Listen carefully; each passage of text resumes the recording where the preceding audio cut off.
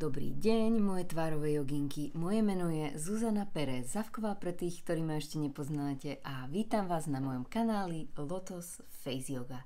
Dnes sa spoločne zameriame na 4 jednoduché kroky alebo masážne techniky a budeme sa venovať našej lymfe.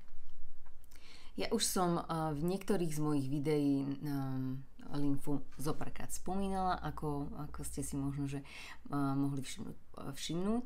A konkrétne tieto 4 jednoduché kroky sú perfektné, ak ich spojíte, prípadne s guaša masážou, alebo ak chcete použiť face roller, tak to skvele pripravíte vašu tvár na to, aby ste prípadne nemali akúkoľvek reakciu, čo sa týka nejakej výražky.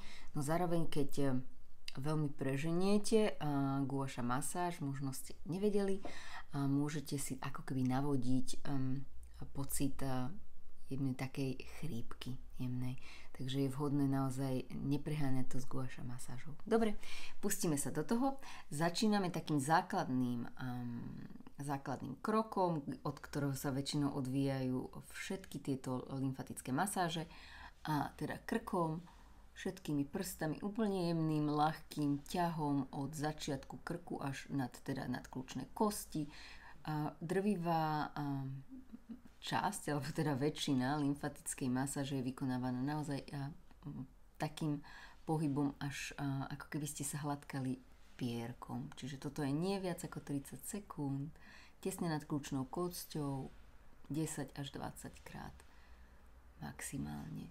Ak rozmýšľate, čo je to lymfa, jednoducho si môžete predstaviť, že je to v podstate taký tekutý imunitný systém, ktorý odplavuje akékoľvek toxické nánosy z nášho tela a môžete ich dostať do tela tým, čo v podstate konzumujete, ale aj to, čo si dávate na tvár. V prípade, ak je to teda toxická kozmetika, a väčšinou je to už cca do 20 minút.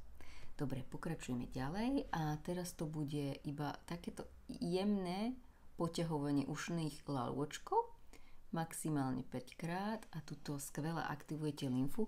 Čiže v prípade, ak máte na tvári akékoľvek opuchy, či už sú to oči, prípadne vaše hrdlo, že cítite ako keby trocha choré hrdlo, toto vám tiež pomôže k tomu, aby ste sa cítili, nielen vyzerali lepšie, ale aj sa cítili lepšie.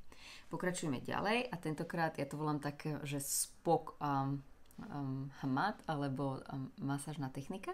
Vytvoríme si z našich rúk takéto véčko, na druhej ruke mi to ide ťažšie. Zasunieme ich tak, ako ste to videli, tým, že v podstate maliček a prsteník sú vpredu a zvyšok vašich prstov je za uchom. A v tomto cviku sa tiež hovorí, ako keby že vytvárate podkovu, čiže také s týmto véčkom vytvárate účko. Nemasírujete dookola, lebo by ste v podstate točili vašu lymfu dookola a teda nepomáhali sa očistiť. Tuto je to najviac 5 krát a naozaj by ste to neprehnali.